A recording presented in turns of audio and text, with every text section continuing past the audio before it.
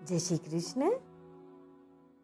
रजो रागात्मकं विद्धि तृष्णासंग समुद्भवं तन्निबध्नाति कौन्तेय कर्म संगेन देहिनम्। अध्याय 14 श्लोक 7 व्याख्या। रजो रागात्मकं विद्धि, यह रजोगुण राग स्वरूप है, अर्थात किसी वस्तु, व्यक्ति, परिस्थिति, घटना, क्रिया आदि में जो प्रियता पैदा होती है वह प्रियता रजोगुण का स्वरूप है। रागात्मकम कहने का तात्पर्य है कि जैसे स्वर्ण के आभूषण स्वर्णमय होते हैं, ऐसे ही रजोगुण रागमय है। पातंजलि योग दर्शन में क्रिया और रजोगुण का स्वरूप कहा गया है, परंतु श्रीमद् भगवद गीता में भगवान क्रिया मात्र को गौण रूप से रजोगुण मानते हुए भी मुख्यतः राग को ही रजोगुण का स्वरूप मानते हैं। इसीलिए योगस्थः कुरु कर्माणि संगम यक्त्वा 2:48 पदों में आसक्ति का त्याग करके कर्तव्य कर्म को करने की आज्ञा दी गई है। निष्काम भाव से किए गए कर्म मुक्त करने वाले होते हैं। तीसरे अध्याय का 19वां श्लोक। इसी अध्याय के 22वें श्लोक में भगवान कहते हैं कि प्रवृत्ति अर्थात क्रिया करने का भाव उत्पन्न होने पर भी गुणातीत पुरुष का उसमें राग नहीं होता। तात्पर्य यह हुआ कि गुणातीत पुरुष में भी रजोगुण के प्रभाव से प्रवृत्ति तो होती है, पर वह राग पूर्वक नहीं होती। गुणातीत होने में सहायक होने पर भी सत्वगुण को सुख और ज्ञान की आसक्ति से बांधने वाला कहा गया है। इससे सिद्ध होता है कि आसक्ति ही बंधन कारक है, सत्वगुण स्वयं नहीं।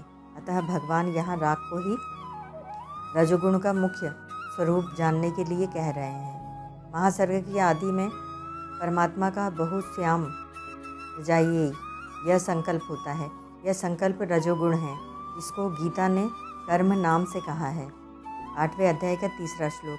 जिस प्रकार दही को बिलोने से मक्खन और छाछ अलग अलग हो जाते हैं, ऐसे ही सृष्टि रचना के इस रजोगुणी संकल्प से प्रकृति में शोक पैदा होता है, जिससे सत्वगुण रूपी मक्खन और तमोगुण रूपी छाछ अलग अलग हो जाती हैं।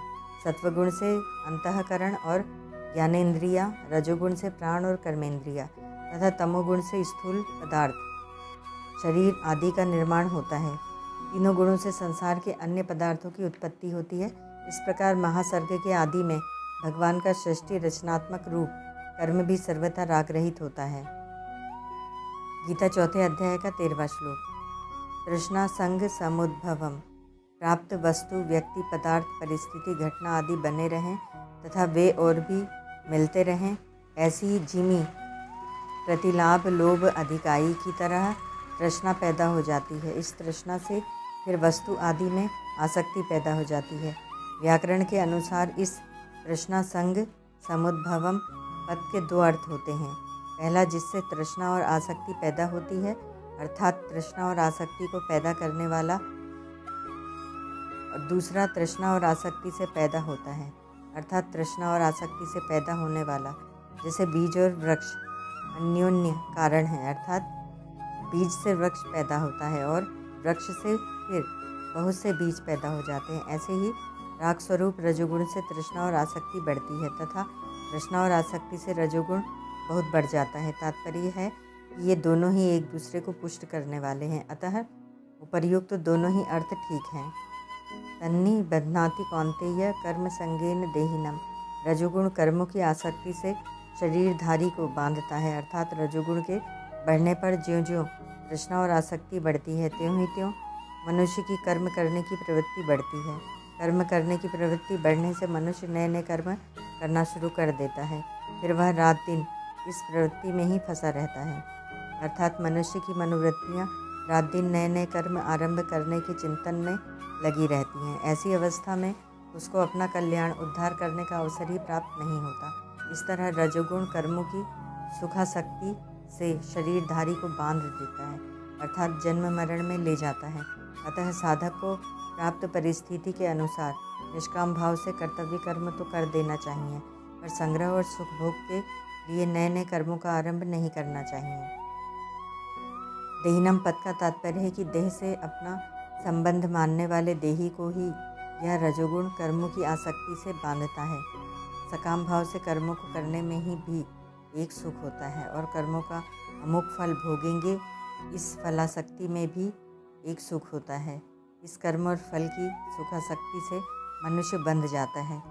कर्मों की सुखासक्ति से छूटने के लिए साधक यह विचार करे कि ये पदार्थ, व्यक्ति, परिस्थिति, घटना आदि कितने दिन हमारे साथ रहेंगे। कारण कि सब दृश्य प्रतिक्षण अदृश्यता में जा रहा है, जीवन प्रतिक्षण मृत्यु में जा रहा है, सर्ग प्रतिक्षण प्रलय में जा रहा है, महासर्ग प्रतिक्षण महाप्रलय में जा रहा है।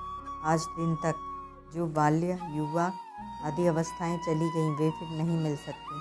जो समय चला गया वह फिर नहीं मिल सकता। बड़े बड़े राजा महाराजाओं और धनियों की अंतिम दशा को याद करने से तथा बड़े बड़े राजमहलों और मकानों के खंडहरों को देखने से साधक को यह विचार आना चाहिए कि उनकी जो दशा हुई है वही दशा इस शरीर, धन, संपत्ति, मकान आदि की भी होगी। परंतु मैंने इनको प्रलोभन में पकड़कर अपनी शक्ति, बुद्धि, समय को बर्बाद कर दिया। यह तो बड़ी भारी हानि हो गई। ऐसे विचारों से साधक के अंतःकरण में सात्विक प्रवृत्तियाँ आएंगी और वह कर्म संग से ऊंचा उठ जाएगा।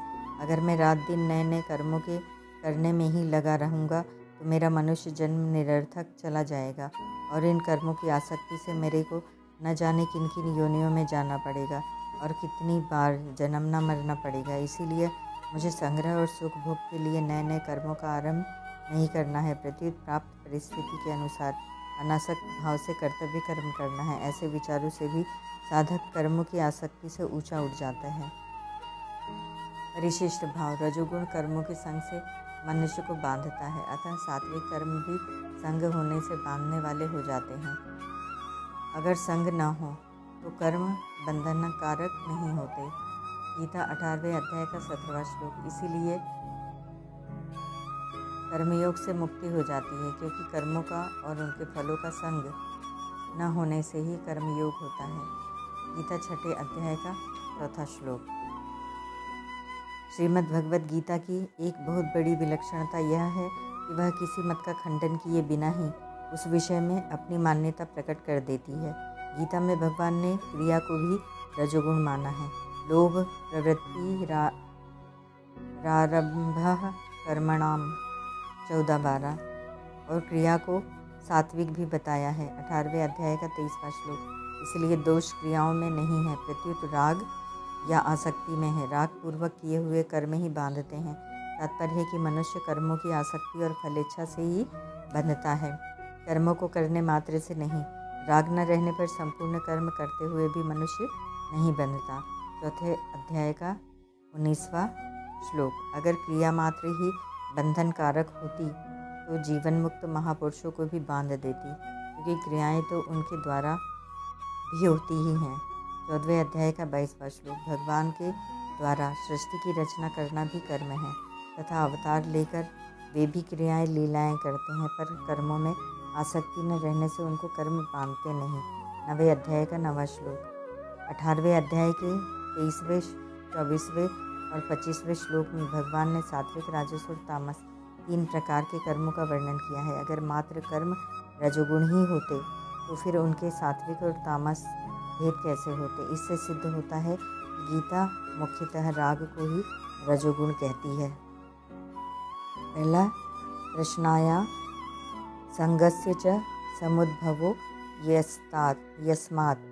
दूसरा प्रश्नायाः संगाच्च समुद्भवो यस्य। ओम तत्सत्।